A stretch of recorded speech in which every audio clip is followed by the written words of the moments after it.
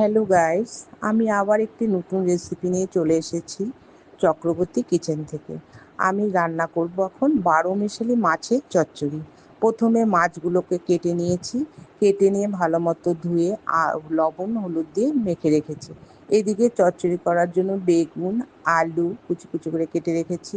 তারপর টমেটো পেঁয়াজ ধনেপাতা সব কুচি কুচি করে কেটে রেখে দিয়েছি। তারপর মাছ কড়াইয়ে তেল দেওয়ার পর তেল গরম হলে ওর মধ্যে মাছগুলো ভেজে নিয়ে রেখে দিলাম। মাছগুলো ভাজা হয়ে গেলে ওই তেলের মধ্যে কাঁচা লঙ্কা কালো জিরা ফোড়ন দিলাম। দেওয়ার পর একে একে বেগুন আলু টমেটো পেঁয়াজ দিয়ে দিয়ে দিলাম। দেওয়ার পরে কিছু হলুদ লবণ দিয়ে ভাজা ভাজা করে নিলাম।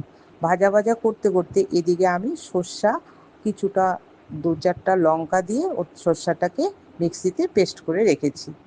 আপনারা সর্ষার জলটা দিবেন ছেঁকে, সর্ষাগুলো দিলে ভালো লাগবে না দেখতে, জলটা দিলে ভালো লাগবে।